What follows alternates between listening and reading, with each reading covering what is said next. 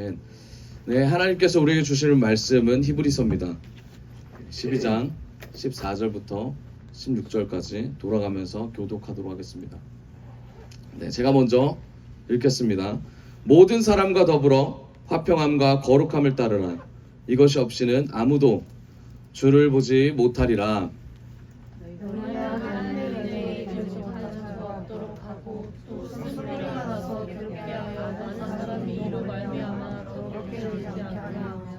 음행하는 자와 혹 한 그릇 음식을 위하여 장자의 명분을 판 에서와 같이 망령된 자가 없도록 살피라.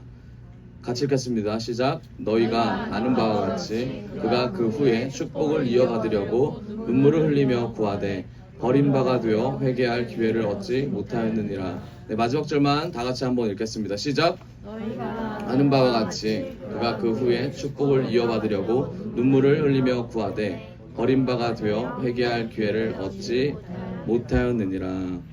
아멘. 아멘. 하나님께서 우리에게 주시는 말씀의 제목은 부르심에 합당한 자는 반드시 축복을 받는가? 라는 제목으로 말씀을 선포하도록 하겠습니다. 부르심에 합당한 자는 반드시 축복을 받는가? 네, 의문문입니다. 반드시 축복을 받는가? 네, 같이 우리 나눠보도록 하겠습니다. 여러분, 부르심에 합당함을 받으셨습니까? 아멘. 부르심을 받으셨어요? 아멘. 다 부르심을 받으셨음을 믿습니다. 자, 부르심을 받으신 우리 모두가, 저와 여러분이 그러면 축복을 받을 준비가 되셨습니까? 네, 세 분. 네. 다시 한번 여쭤보겠습니다. 부르심을 받은 우리 모두가 하나님께 축복을 받을 준비가 되셨습니까? 아멘. 네, 축복받는 은혜가 있기를 원합니다. 아멘. 네, 기독교는 주님의 말씀으로 살아가는 종교입니다. 종교를 넘어서서 생명의 단체, 넘어서서 생명의 공동체, 자녀들 등등등. 네, 그렇습니다. 네, 우리는 생명을 품은 자들입니다. 네, 믿으시죠? 그리고 예수님을 전하는 자들입니다. 그러려면 이 생명이 흘러나오려면 우리 안에 주님의 생명이 가득해야 합니다. 우리의 주님의 생명이 가득하다는 건 우리 안에 주님의 축복이 가득 임했다라는 뜻입니다. 그게 무엇입니까? 예수 그리스도입니다. 그게 예수 그리스도의 능력입니다. 아멘. 예수 그리스도의 능력이 우리 안에 있기를 원합니다. 아멘. 오늘 말씀에 보면 인물 하나가 나옵니다. 인물 하나. 네, 오늘 히브리서 12장 방금 읽었던 인물이 한 명 나옵니다. 이 사람과 같이 되지 말아라 라는 인물이 나옵니다. 누가 나오죠? 네, 에서라는 사람이 나옵니다. 에서는 누굽니까? 야곱의 형이면서 이삭의 아들입니다. 아주 중요한 역할을 감당하고 있죠. 어떤 역할입니까? 이 사람처럼 살면 안 된다 라는 그런 역할을 감당하고 있습니다. 창세기의 대표적인 이야기 중 하나죠. 야곱과 에서의 이야기입니다. 야곱과 에서는 부르심을 받은 자였습니까? 아니었습니까? 부르심을 받은 자였습니다. 동의하십니까? 야곱과 에서 중에 야곱만 부르심을 받은 겁니까? 아닙니다. 야곱도 받았고 에서도 부르심을 받았습니다. 참 아이러니하죠. 야곱은 받았는데 애곱은 받았나라는 생각이 듭니다. 애곱 또한 하나님 앞에 부르심을 받은 자였습니다. 성경을 보겠습니다. 창세기 25장 21절입니다. 같이 읽어봅시다. 시작. 이삭은 아내가 임신하지 못함으로 아내가 아이를 가지게 해달라고 주님께 기도하였다. 주님께서 이삭의 기도를 들어주시니 그의 아내 리브가가 임신하게 되었다. 아멘. 이삭이 아이를 갖지 못했던 상황입니다. 이삭이 아내를 바라보니 우리 집안에도 아이가 있었으면 좋겠습니다, 주님. 그래서 아이를 잉태하는 귀한 스토리가 나옵니다. 그런데 하나님께서 이삭의 기도를 들으셨어요. 그래서 야곱과 누구를 같이 잉태하게 합니까? 에서를 잉태하게 만듭니다. 리브가의 몸에 잉태하게 만듭니다. 하나님께서 기도의 응답으로 이 둘을 리브가 몸 안에 잉태하게 만들었다는 거죠. 무엇을 의미합니까? 하나님께 이 둘을 사용하시려고 부르셨다는 얘기입니다. 여러분, 모든 사람들, 하나님께서 정해놓으신 모든 사람들, 만드신 창조한 모든 사람들은 하나님께서 부르셨습니다. 믿으십니까? 네, 그 사람이 어떤 사람이든지 하나님의 섭리와 하나님의 관여가 없으면 어떠한 생명도 생명됨을 나타낼 수가 없습니다. 따라서 야곱과 에서 또 하나님을 부르셨습니다. 이삭의 기도를 통해서 기도의 열매가 이 두 형제였다라는 겁니다. 하나님께서 리브가에게 말씀하십니다. 뭐라고 말씀하시냐면 25장 23절입니다. 같이 읽어볼까요? 시작. 주님께서 그에게 대답하셨다. 두 민족이 너의 태 안에 들어있다. 너의 태 안에서 두 백성이 나뉠 것이다. 한 백성이 다른 백성보다 강할 것이다. 형이 동생을 섬길 것이다. 아멘. 하나님께서 기도의 응답으로 야곱과 에서를 리브가의 뱃속에 넣으셨고, 그리고 하나님의 자녀로 키우고자 하나님께서 약속하셨습니다. 하나님께서 리브가에게 직접 말씀하십니다. 뭐라고 말씀하셨냐면 두 민족이 네 안에 있다라고 말씀하십니다. 무엇을 말하는 거야? 두 민족 다 하나님께서 부르셨다라고 말씀하시는 겁니다. 그리고 그 두 민족이 태 안에서 나뉜다라고 말씀하십니다. 여기까지는 아주 좋아요. 그렇죠? 나뉘어요. 그런데 한 백성이 다른 백성보다 강할 것이다. 근데 누가 강한지는 몰라요. 하지만 뒤에 말씀하십니다. 형이 동생을 섬길 것이다 라고 말합니다. 누구한테 직접 말했습니까? 누구한테 말했어요? 리브가에게 말했다라는 거예요. 리브가 하나님의 부르심을 받은 백성이라고 하나님께서 기도 응답을 통하여 말씀하셨습니다. 야곱과 에서를 동시에 축복의 자리까지 하나님께서 부르심으로 이끄셨어요. 리브가는 알았습니다. 형이 동생을 섬길 거라는 약속의 메시지를 받고, 그리고 아이를 10개월 동안 품었을 겁니다. 그러면서 그걸 가지고 기도했겠죠. 그걸 가지고 나아갔겠죠. 하나님의 약속을 받은 자로서 기대가 있었겠죠. 그리고 이삭과 함께 이걸 나눴을 겁니다. 하나님의 약속을 직접 받은 리브가의 태도가 어땠을까요? 그럼 어땠을까요? 기대가 많았겠죠. 기대가 많았을 겁니다. 하나님이 반드시 이루실 거라는 확신이 있었어요. 둘 중에 한 명이라도 쓸 거라는, 또는 둘 다 쓸 거라는 마음의 기대와 소망이 있었을 겁니다. 자, 그런데 아이러니한 사건이 나옵니다. 그렇죠? 이삭이 죽기 전에 이런 말을 합니다. 에서에게 이런 말을 합니다. 뭐라고 합니까? 에서야, 내가 죽게 생겼다. 죽기 전에 내가 너에게 축복을 주겠다 라는 말을 합니다. 누구 없이, 주변의 가족 없이 에서한테 다이렉트로 얘기합니다. 누가? 이삭이 얘기합니다. 여러분, 하나님의 약속은 뭐였어요? 하나님의 계획은 뭐였습니까? 야곱이 축복을 받는 거죠. 에서가 야곱을 섬기는 것이 리브가를 통해서 하나님께서 말씀하셨던 계획이었어요. 약속이었습니다. 이 약속을 잉태하는 과정에서 이삭에게 분명히 말했을 겁니다. 얘기를 했을 거예요. 그런데 이삭은 그거를 듣지 않고 그거를 잊어먹고 누구한테 바로 다이렉트로 얘기합니까? 에서에게 뭐라고 얘기해요? 내가 너를 축복하겠다. 내가 죽기 전에 너를 축복하겠다라고 이삭이 말합니다. 여러분, 뭔가 아이러니하지 않으세요? 하나님을 섬겼던 이삭에게 도대체 어떤 일이 일어났길래, 어떤 생각이 들어갔기에 하나님의 약속을 붙잡지 못했을까? 여기서 주는 교훈이 뭘까요? 여러분, 여기서 주는 교훈은 단 하나입니다. 하나님의 약속을 끝까지 붙잡냐 붙잡지 않느냐에 대해 하나님의 은혜가 흘러간다라는 겁니다. 결국 뭐냐면 하나님의 은혜가 흘러갈 수 있는 조건은 뭐예요? 하나님의 약속을 붙잡는 자만 흘러갈 수 있는 겁니다.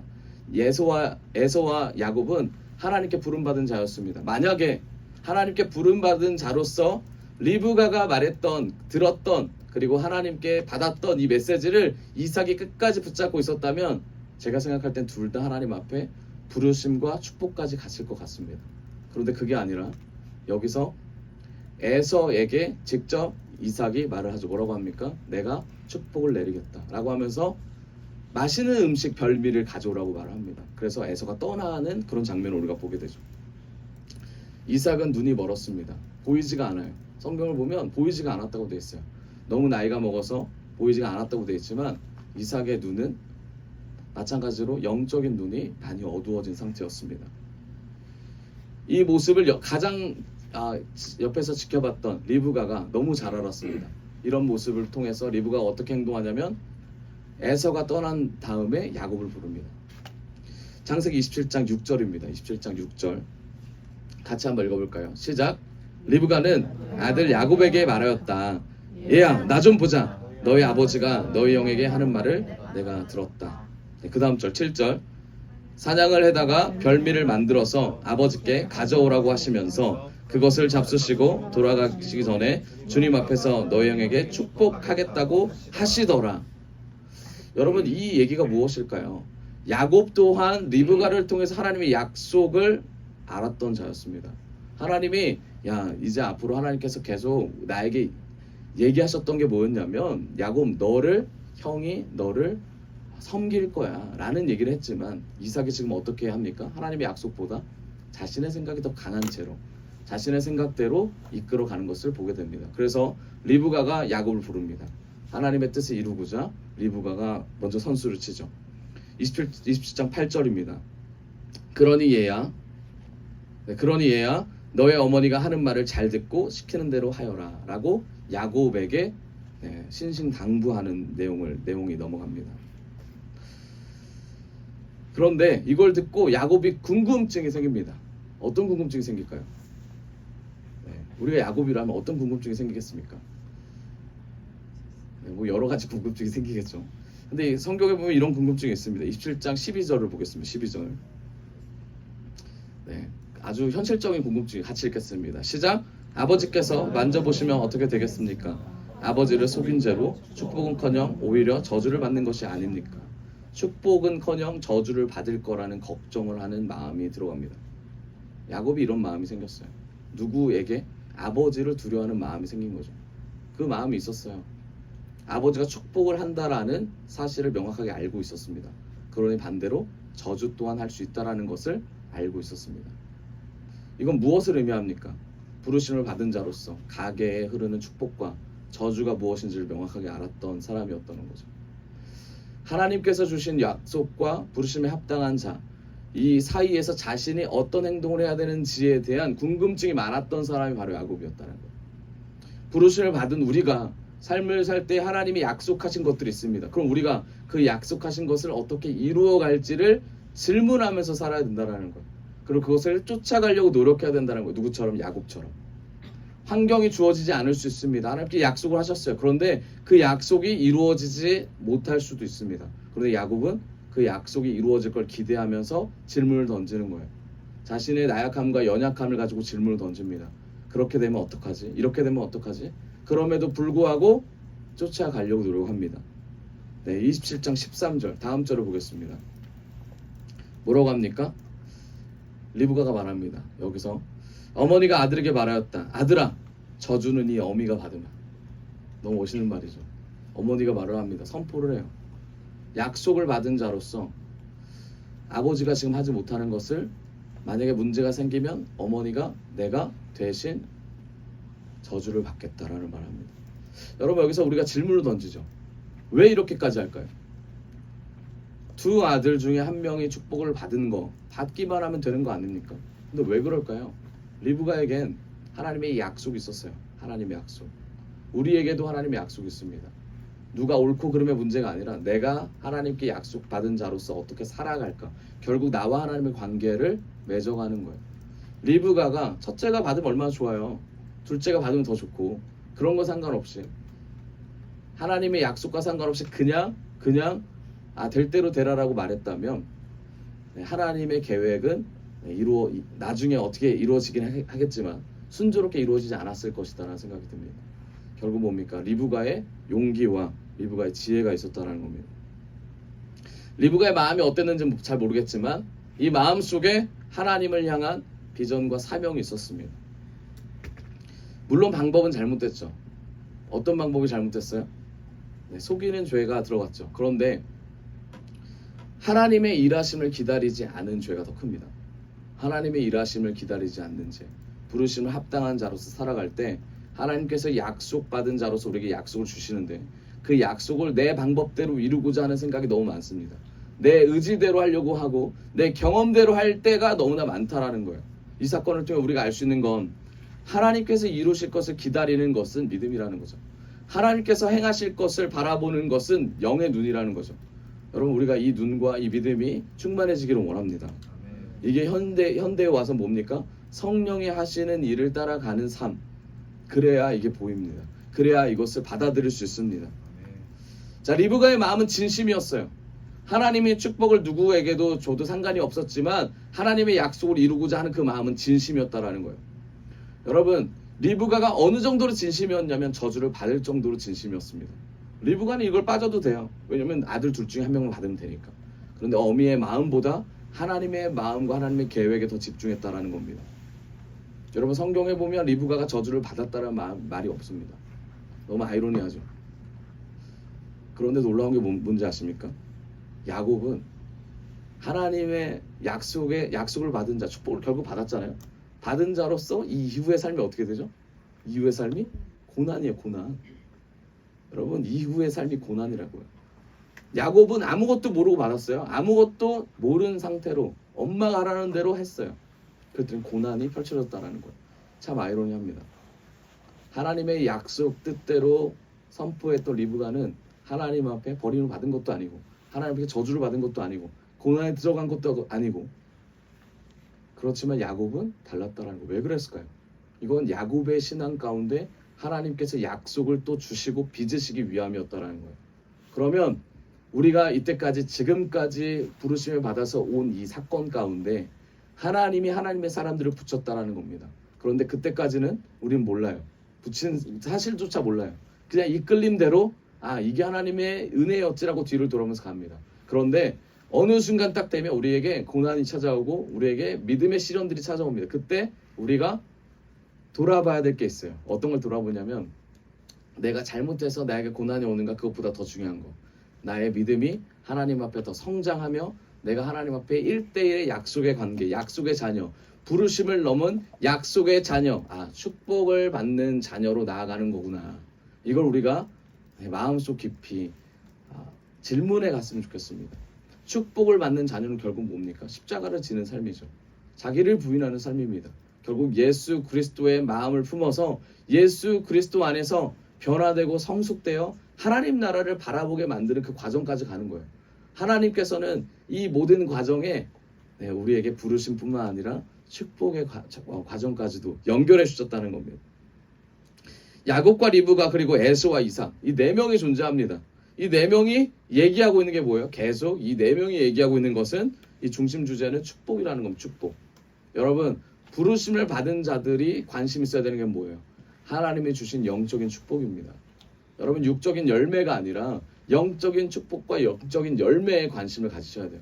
하나님의 성품, 예수님의 성품, 예수님의 성숙함, 예수님의 나타나심, 예수님이 내 삶에 일하심, 하나님의 나라가 나에게 임하는 그 놀라운 축복들이 그 축복들이 임하기를 우리가 집중하며 전진해야 된다는 겁니다. 이게 구약 시대에 하나님께서 주신 메시지였어요. 하나님께서 주신 은혜였습니다. 나를 선택하면 너는 축복받을 것이고 나를 선택하지 않으면 너는 축복받지 못할 것이야. 이게 하나님의 명백한 사인이었습니다. 또는 뭡니까? 나를 축복하는, 나와 함께하는 자를 저주하는 사람은 1000대까지, 3대까지, 5대까지 계속 저주한다고 되어 있습니다. 하나님을 선택하는 자는 하나님께서 책임지시고 하나님을 선택하지 않은 자, 하나님께서 끝까지 저주하신다라고 말씀하신 게 구약입니다. 여러분, 이 메시지 가운데 우리가 얻어야 될 건 뭡니까? 약속을 우리가 이룰 수 있도록 더 믿음으로 들어가야 된다는 겁니다. 축복에 관심을 받기를 원합니다. 결국 이 4명 중에 가장 축복에 관심이 있었던 사람이 누구예요? 리브가였다는 거예요. 리브가. 축복을 사모하십시오. 축복을 사모하십시오. 우리 옆 사람과 인사합시다. 축복을 사모합시다. 축복을 사모합시다. 영적인 축복을 사모하는 것이 부르심의 시작입니다. 부르심의 시작이고 약속의 성취의 시작입니다. 약속받은 자의 태도예요. 결국 놀라운 이 스토리 가운데 주인공이 누구예요? 리브가였다라는 거예요. 리브가를 통해서 사건이 풀어집니다. 해결이 돼요. 리브가가 야곱과 에서의 싸움이 더 커질 것을 예상을 합니다. 그리고 나서 이를 분리시키며 누구를 하란으로 보냅니까? 야곱을 하란으로 보내요. 외삼촌에게 보냅니다. 자, 리브가가 문제를 해결합니다. 리브가가 문제를 해결해요. 그 두 아들을 사랑했기 때문에. 해결하는 동안에 야곱은 하나님의 훈련을 받으러 훈련의 장소로 가고, 에서는 어떻게 했을까요? 에서. 여러분, 아까 말씀드렸잖아요. 부르심을 받은 자가 다 축복받는 건 아니라고 했잖아요. 여기서 에서의 결단이 나옵니다. 에서는 어떤 결단을 했을까요? 창세기 28장 8절입니다. 에서의 결단이 나와요. 자, 같이 읽어봅시다. 시작. 에서는 자기 아버지 이삭이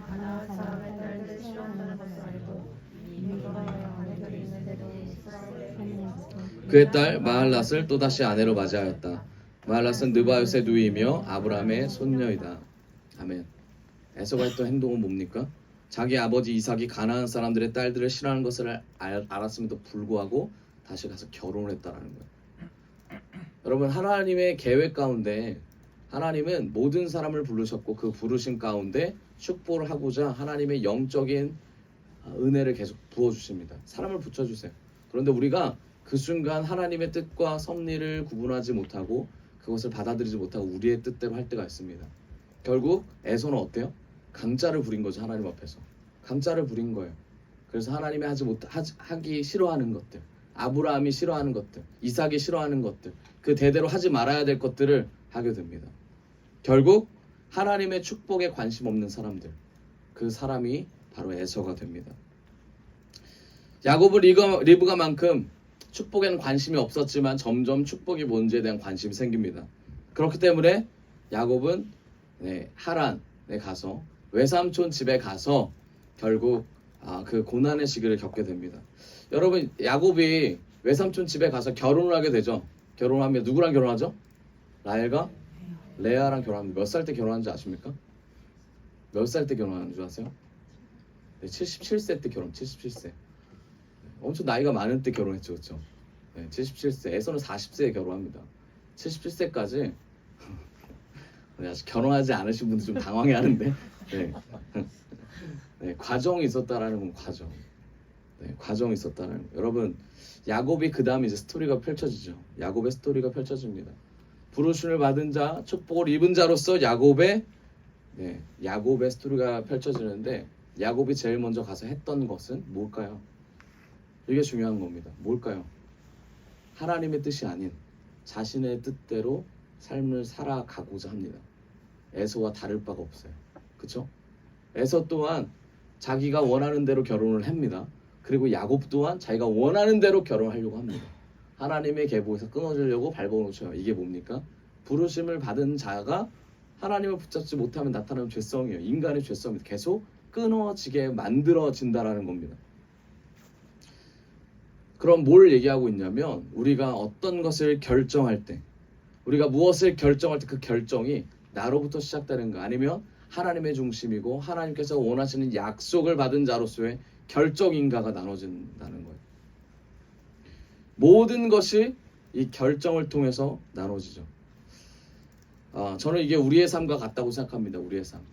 여러분, 우리가 미래가 보장돼 있죠, 그렇죠? 보장이라는 건 미래라는 시간이 올 겁니다, 그렇죠? 앞으로 내일이라는 시간이 올 거잖아요. 근데 내일을 기다린다고 해서 오늘 그냥 오는 게 아니잖아요. 내일은 어떤 날입니까? 오늘 열심히 살고 어제 열심히 산 결과가 오늘이고 오늘 열심히 산 결과가 내일이잖아요, 그렇죠? 그럼 결국 뭐냐면 오늘 결정한 것이 내일 온다라는 거예요. 맞습니까? 그럼 오늘 어떤 결정하실 겁니까? 오늘 어떤 결정 가운데, 그리고 어떤 선택 가운데 우리가 믿음으로 나아가냐는 거죠. 성경은 지속적으로 매 순간 선택을 얘기하고 있어요. 선택. 말씀은 선택을 얘기하고 있습니다. 생명과 사망을 얘기하고 있고요. 천국과 지옥을 얘기하고 있습니다. 근데 우리는 너무 잘 압니다. 우리는 뭘 선택해야 돼요? 사망을 선택해야 됩니까? 생명을 선택해야 되고, 지옥이 아닌 뭘 선택해야 돼요? 천국을 선택해야 너무 잘 알아요. 이 사실과 진실을 너무 잘 알지만 우리가 이걸 해낼 수 있어요? 매 순간 해내지 못하고 무너지잖아요, 그렇죠? 왜 무너질까요? 왜 무너질까요? 이게 오늘날 우리에게 주는 하나님의 메시지라고 생각합니다. 우리가 말씀을 붙잡고 말씀 가운데 성장하며 나아간다 고백하지만 왜 우리가 무너지는지, 왜 우리가 쓰러지는지를 좀 알기를 원합니다. 왜일까요? 야곱은 왜 자신의 생각대로 결혼을 하기를 원했을까요? 에서는 그렇게 믿음 좋은 집안인데 왜 아버지가 싫어하는 일을 하려고 했을까요? 왜 그랬을까요? 태어날 때부터 선택받은 민족으로서 자라는 이 사람들에게 왜 이런 일이 일어났을까요? 저는 이게 우리에게도 속한다고 생각합니다. 왜 이런 일이 일어나냐면 우리가 하나님의 것이 보이지 않기 때문입니다. 하나님의 것이 우리에게 와닿지 않기 때문입니다. 하나님의 말씀, 하나님의 사랑, 하나님의 임재하심, 하나님의 이끄심이 와닿지 않기 때문에 우리가 먼저 선수치는 거예요. 먼저 우리가 고백하는 거예요. 먼저 우리가 얘기하는 거예요. 그런데 그러기 전에 우리가 먼저 해야 될 것이 있죠. 그게 뭡니까? 주님께 물어보는 그런 순간과 행동을 했으면 좋겠습니다. 주님, 어떻게 하면 될까요? 주님, 어떻게 하면 될까요? 주님, 어떻게 하면 하나님의 뜻대로, 하나님의 성품대로, 하나님의 말씀대로 선택할 수 있을까요? 부르심을 받은 하나님이 약속받은 자로서 어떤 선택을 해야지 하나님 될까요? 라는 그런 질문을 던진다면 반드시 이 과정을 잘 넘어갈 줄을 믿습니다. 신명기 30장 15절입니다. 주님께서 말씀하십니다. 보라, 내가 오늘 생명과 복과 사망과 화를 내 앞에 두었나니. 주님께서 말씀하세요. 뭘 뒀다고요? 생명과 복과 사망과 화를 뒀다고 되어 있습니다. 그러면 우리가 뭘 해야 됩니까? 선택해야죠. 주님께서 우리에게 항상 네 가지를 뒀다고 하는데 선택해야죠. 우리 앞에 놓여있는 삶은 이 네 가지 중에 선택의 삶이 반드시 그 기로에 설 줄을 믿습니다. 그 기로 가운데 어떤 걸 선택하실 겁니까? 어떤 걸 선택하실 거예요? 내 앞에 풀리지 않는 인생을 붙잡으실 겁니까? 풀리지 않더라도 풀리게 해주시는 주님을 붙잡으실 겁니까? 여러분 고백을 한번 해보세요. 주님, 하나님 이게 맞는 겁니까? 하나님 이대로 가는 게 맞습니까? 알려주십시오. 도와주십시오. 응답하여 주십시오. 이 고백이 우리에게 가장 큰 은혜가 될 줄을 믿습니다. 가장 큰 해답이 될 줄을 믿습니다. 가장 큰 놀라운 주님의 능력이 될 줄을 믿습니다. 불안한 미래 가운데 앞으로 뭐가 올지 모르잖아요. 그렇죠?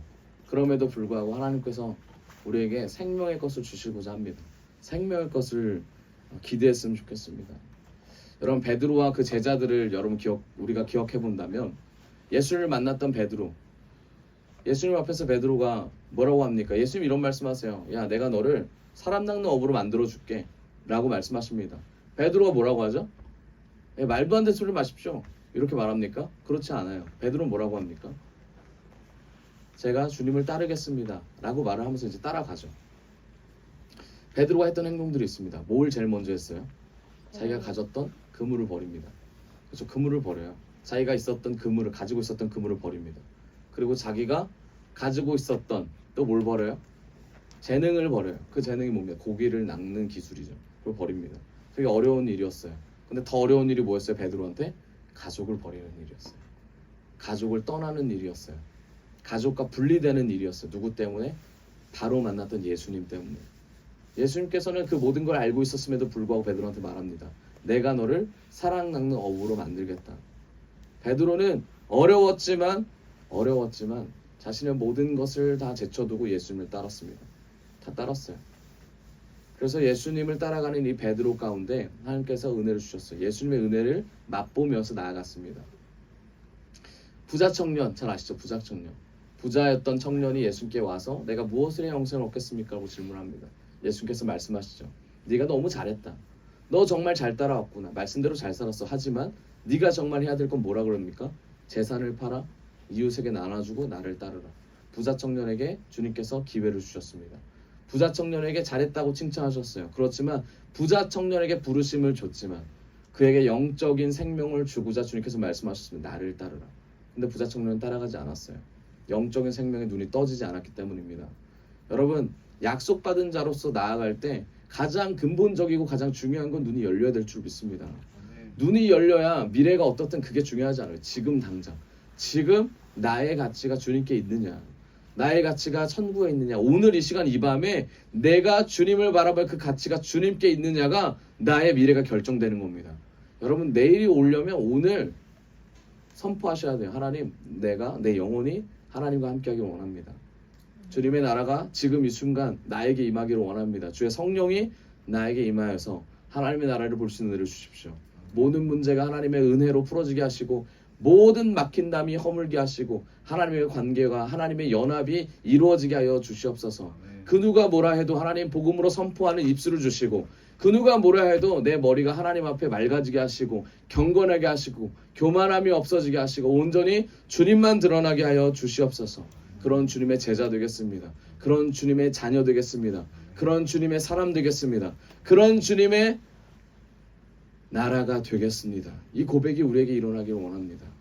야곱은 이 고백을 하기를 원했다는 거 하나님께서. 그래서 고난 가운데 넣으셨습니다. 그리고 뺑뺑이를 돌리셨습니다. 그러면서 야곱이 고백했던 게 있습니다. 내가 하나님의 은혜 안에 하나님의 삶으로 살은 지가 이렇게 됐다. 바로 앞에서 나오는 고백들이잖아요. 여러분 이 고백이 그냥 나왔겠습니까? 여러분 리브가의 믿음은 굉장했어요. 리브가의 신앙은 굉장했습니다. 그런데 야곱이 따라갈 수가 없었어요. 그런데 하나님께서는요, 리브가의 신앙을 이어받아 야곱이 이끌어 가기를 원하셨습니다. 마찬가지예요. 여러분, 영적인 공동체 안에서 영적인 은혜가 흘러갔다면 그 은혜가 흘러가는 우리가 되기를 원합니다. 그러려면 우리에게 고난이 필요하고요. 그러려면 우리에게 믿음의 성숙의 과정이 필요합니다. 아멘. 그래서 히브리서 12장 15절에 같이 읽겠습니다. 시작. 너희는 하나님의 은혜에 이르지 못하는 자가 없도록 하고 또 뿔이 나서 괴롭게 하여 많은 사람이 이로 말미암아 더럽게 되지 않게 하니. 아멘. 하나님의 은혜에 이르지 못하는 자가 없도록 해라 라고 말씀하십니다. 여러분, 우리가 제일 힘든 게 뭡니까? 우리의 약함이 드러날 때죠. 우리의 연약함이 드러날 때죠. 그 연약함이 드러날 때 우리는 어떡합니까? 주님을 붙잡습니까? 아니면 우리가 잘났다고 고백을 합니까? 아니면 저 사람이 더 옳다라고, 저 사람이 잘못됐다라고 지적을 합니까? 여러분, 부르심을 받은 자로서 하나님께서 약속된 자로 축복을 하는 그 과정에 예수 그리스도가 들어가려면 반드시 회개의 자리가 있어야 될 줄 믿습니다. 우리 앞에 은혜가 있다면, 우리 앞에 살 길이 있다면 그 살 길은 예수 그리스도 안에서만 사는 길입니다. 에서는 야곱의 쌍둥이형이었어요. 육적인 장자였습니다. 장자였어요. 하나님께 부르심을 받은 자였어요. 그럼에도 불구하고 그는 하나님 앞에 잘못했다는 고백하지 않았습니다. 하나님 앞에 굴복하지 않았어요. 누가 잘못했다고 소리쳐요? 야곱이 잘못했다고 소리쳐요. 언제까지? 야곱이 꿇어 올 때까지. 우리가 에서와 같은 속성이 있지 않은지 돌아봤으면 좋겠습니다. 에서와 같은 속성이 있지 않은지 돌아봤으면 좋겠어요. 야곱이, 사실 이게 두 번째 스토리입니다. 두 번째 스토리. 야곱이 어떤 스토리였냐면 방금 우리가 읽은 것처럼 야곱이 가서 축복받는 장면이 지금 우리가 이제 들었잖아요. 그런데 이 전에 스토리가 하나 더 있죠. 이 스토리가 뭡니까? 장자권을 사는 스토리죠. 사는 스토리예요. 여러분 생각해 보세요. 우리가 성경을 통해서 봐서 그렇지, 여러분 우리가 장자권을 가졌다고 생각해봐요. 여러분 각자 장자이신 분 있잖아요. 장자이신 분 하면 축복입니다. 그런데 그거를 동생이 탐낸다고 그거를 팥죽 한 그릇, 아주 햄버거 하나에 팔겠어요? 아무리 배고파도 팔겠습니까? 안 팔아요. 팔지 않아요. 왜냐면 그거는 되게 하나님의 은혜라는 걸 아니까, 이미 알고 있었던 사실이었어요. 그냥 그때 내가 갖고 있었지 이게 아니라 이미 이 중요성을 알고 있었다고. 누가? 에서가 알고 있었다고요. 그런데 이거를 팔았다라는 거예요. 팔았다라는 거. 그럼 돌이켜 생각해 봅시다. 야곱이 이 얘기를 했을 때 장자권이 팔릴 거라고 생각했을까요? 야곱이 야곱이 죽을 끓이고 있었어요. 죽을 끓이고 있는데 에서가 들어옵니다. 너무 배가 고팠어요. 들어왔는데 냄새가 너무 좋은 거예요. 뭐 얼마나 잘 끓였는지 모르겠지만 팥죽 냄새가 너무 좋은 거예요. 그래서 에서가 그럽니다. 야, 나 배고파. 팥죽 좀 줘.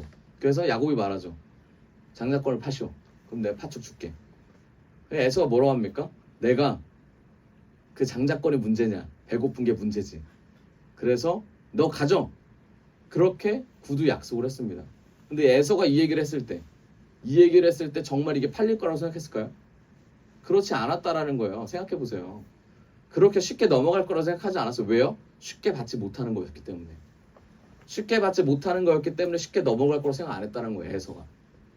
그런데 야곱도 이게 진짜 그렇게 해서 팔 수 있을까? 살 수 있을까? 확신하지 않았어요. 근데 야곱의 마음에 뭐가 있었어요? 저거 갖고 싶다. 저거 원한다.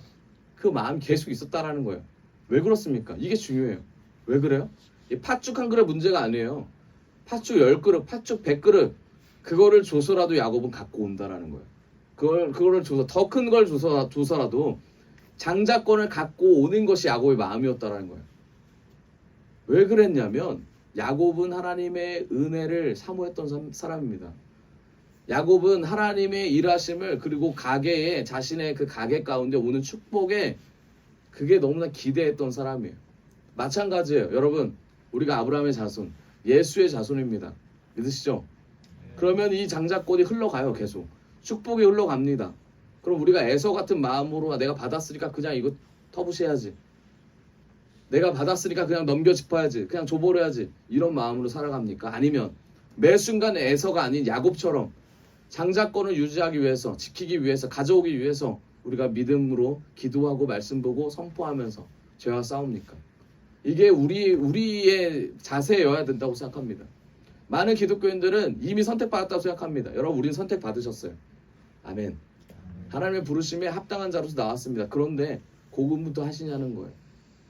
하나님의 말씀 안에 살아가면서 그래 내가 오래 하나님께 선신했지, 나아갔지, 거기서 그치냐라는 거예요. 그러지 말라는 얘기를 하는 겁니다. 야곱처럼 쟁취하세요. 야곱처럼 붙잡으세요. 야곱처럼 그걸 선포하세요. 그게 기회일지라도 계속 하나님께 붙잡으세요. 헌신의 자리면 헌신하시고요. 그게 말씀의 자리면 말씀하시고요. 전도의 자리면 전도하시고요. 계속 노력하라는 거예요. 계속 나아가라는 거예요. 에서는 그러지 못했습니다. 결국 하나님의 주신 그 가치가 야곱에게 넘어갔어요. 너무나 권리를 가볍게 여겼어요. 왜냐하면 자기 거라고 생각했기 때문에. 여러분, 우리에게 주신 하나님의 달란트들이 있습니다. 하나님께서 주신 은혜들이 있어요. 가족도 있고요. 그 밖에 직장도 있고요. 건강도 있고요. 되게 많아요. 셀 수 없이 많습니다. 그런데 그게 내 거라고 생각하는 순간 어떻게 돼요? 아무런 가치라고 느껴지지 않아요. 내 거라고 생각하는 순간, 건강이 나 때문에 내가 운동해서라고 생각하는 순간, 하나님이 주신 은혜가 아니라 학교를 다니고 직장을 다니는 것이 내가 잘해서, 내가 이 자리에 있으니까 하나님이 축복을 주셨다, 그것보다 내가 잘해서라는 생각이 더 강해지면 거기에 대한 만족감이 없어집니다. 에서처럼 팥죽 한 그릇에 우리는 그것을 다 팔아버릴 수 있어요. 왜 그래요? 그건 우리의 속성이기 때문에 그래요. 히브리서 12장 16절, 그런 사람, 그런 에서를 성경은 뭐라고 할까요? 그런 에서.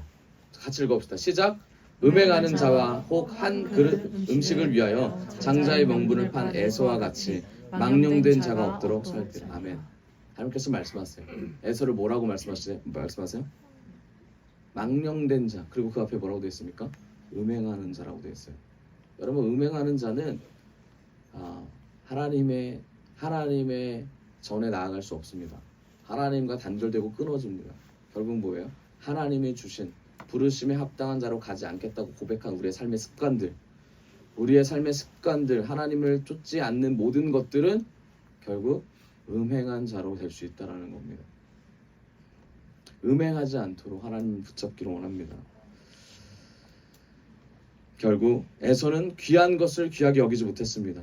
하나님의 나라를 들어가려면 귀한 것이 무엇인지 우리의 눈이 열리기를 원합니다. 인생이 달라져야 됩니다. 하나님의 계획 안에 들어가야 되고 그것이 전부라고 생각해야 됩니다.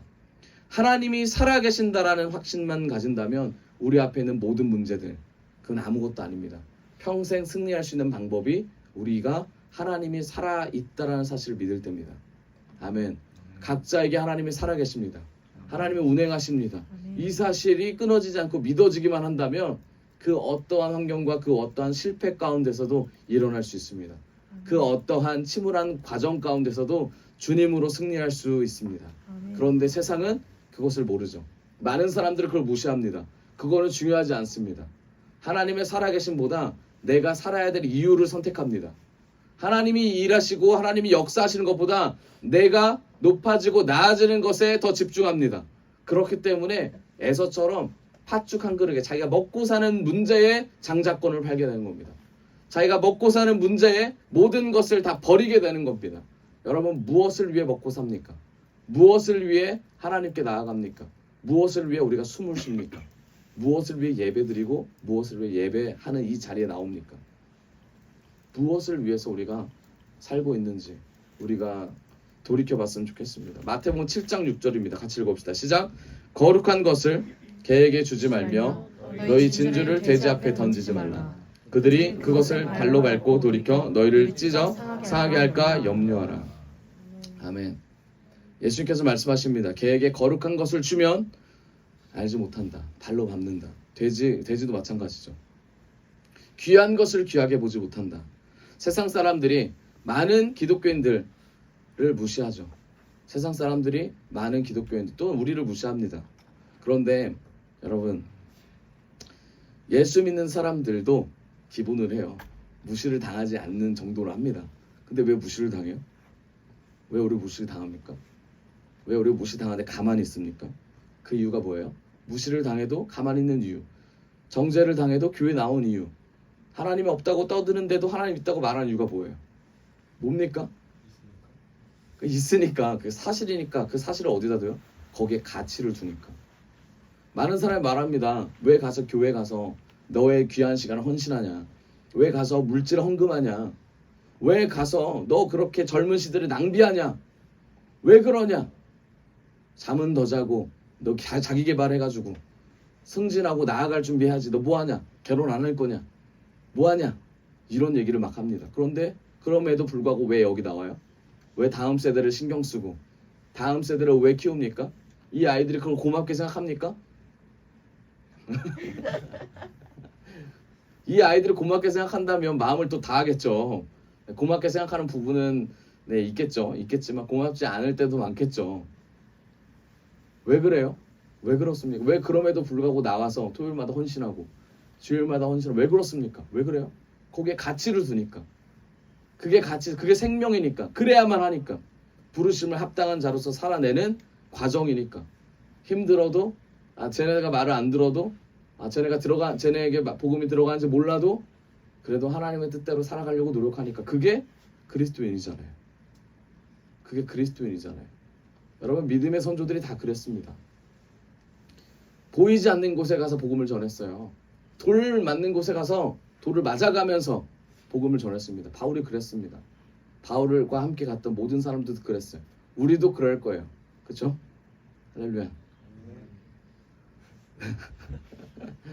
하나님의 이끄심이 우리를 이끌 겁니다. 우리는 뭘 해야 됩니까? 하나님이 말씀하시는 그 가치를 볼 수 있는 눈이 열어줘야 돼요. 여러분, 가치의 눈이 열리려면, 우리가 영적인 눈이 열리려면 영적인 걸 볼 수 있는 눈이 열려야 돼요. 영적인 걸 열리려면, 따라가려면. 여러분, 귀신이 존재합니까? 안 존재합니까? 존재합니까? 본 적 있어요? 어떻게 알아요? 안 존재하는 거 본 적도 없으면서. 귀신 만나서 대화해 본 적 있으세요? TV에서 나오나요? 없잖아요. 많은 분들 그렇지 않잖아요. 근데 왜 귀신 있다고 생각해요? 주님 있다고 믿으세요? 네. 어떻게 믿으세요? 주님이 우리의 삶에 이끄십니까? 그 삶을 선포하세요, 계속? 그럼 우리 안에 귀신도 장난질하고 있는 거 아세요? 여러분, 저는 이게 근본이라고 생각해요. 본질이라고 생각해요. 주님이 있다라는 걸 아는 순간 귀신이 있다는 걸 압니다. 여러분, 성경을 보면 여러분, 눈먼 사람 왜 눈이 멀었어요? 눈먼 사람 날 때부터 눈이 멀었어요. 그쵸? 그 사람이 외적인 건 눈 멀었지만 속으로는 마음에 뭐가 있어요? 예수님이 오셨어요. 예수님 오셔가지고 눈먼 사람을 눈뜨게 하셨어요. 귀머거리 귀 열렸어요. 입도 열렸어요. 다 열렸어요. 에바다 하니까 막 말하고 막 눈 뜨고 앉으면 일어나고 막 그랬어요. 그런데 예수님께서 다리를 고쳐준 게 아니에요. 여러분, 성경을 보세요. 눈을 고쳐준 게 아니에요. 뭐가 떠나갔다고 돼 있어요? 귀신이 떠나갔다고 돼 있어요. 우리 안에 귀신이, 그리고 모든 사람 가운데 주님이 없으면, 성령이 없으면 귀신이 계속 장난질해요. 그 귀신이 예수 그리스도의 능력으로 떠나간다면 눈이 열리고요, 입이 뚫리고요, 귀가 열립니다. 앉은비가 일어나요. 결국 뭘 얘기하는 거예요? 예수 그리스도의 능력을 얘기하는 거예요. 여러분, 우리가 지금 부르심에 합당한 자로서 약속받은 자, 축복을 받겠느냐 말겠느냐 이 질문에서 우리가 해야 될 건 뭡니까? 그러면 너무 추상적인 얘기예요. 지금 말씀드린 게 사실이지만 추상적이에요. 알지만 살 수 없어요. 맞잖아요. 알지만 살 수 없어요. 내가 어떻게 살아야 돼? 그럼 약속을 붙잡아야지. 어떻게 붙잡을까? 여러분, 어떻게 붙잡을 수 있겠어요? 말씀 읽어야 돼? 기도해야 돼? 얼마나 해야 돼? 이 모든 것이 다 궁금증이지만 풀리지가 않아요. 이 모든 것이 질문이지만 이 질문에 대답을 할 수가 없어요. 단 한 가지입니다. 성경은 말하고 있어요. 뭘 말합니까? 예수 그리스도의 능력이라고 돼 있어요. 그러면 우리가 모든 상황 가운데 예수를 끌어올 수 있는 믿음의 신앙이 돼야 돼요. 그러려면 말씀을 외우시고 말씀을 선포하셔야죠. 말씀 가운데 일하시는 성령을 붙잡으셔야죠. 이게 복음이고 이게 진리예요. 아무리 내가 20년 30년 신앙생활을 한더라도 우리 가족을 구원하지 못한 이유가 뭐예요? 바로 예수의 능력이, 예수의 은혜가 나한테 흘러가지 못하기 때문이에요. 물론 하나님의 때가 있습니다. 하나님의 은혜가 있어요. 그 때를 우리가 기다려야 돼요. 하지만 우리가 준비된 자로서 기다려야 될 줄 믿습니다. 준비가 되려면 결국은 뭐야? 하나님이 하실 것을 기대하는 마음이에요. 진짜 준비는 하나님이 나를 통해서 하실 일들을 보고 기다리는 거예요. 그게 어려운 거예요. 그게 어려운 거예요. 그게 제일 어렵습니다. 제일 어려워요. 여러분, 아브라함이 이삭을 죽이려고 했습니다. 그쵸? 근데 아브라함이 이삭을 죽이려고 했을 때 이삭을 살릴 거로 생각해서 아브라함이 죽였다라고 성경은 나와요. 그쵸? 그런데 하나님이 언제 살릴 줄 아브라함이 몰랐어요. 이게 핵심입니다. 죽여서 살릴 건 알아요. 근데 언제 살릴지는 몰라요. 이게 아브라함의 고백이에요. 아브라함이 모리아산 올라가기 전에 그 자기의 같이 딸려가는 종들한테 말하죠. 내가 아들과 같이 올라갔다가 다시 내려올 테니까 기다려라. 그런데 이미 하나님께서는 3일 전에 말씀하셨어요. 아브라함에게 뭐라고 말씀하셨어요? 네 아들, 너의 사랑하는 독자 이삭을 나에게 바쳐라. 아브라함이 3일 동안 그거를 품고 자기 아내 사라한테 말도 안 하고 새벽 일찍 일어나서 모리아산으로 갑니다.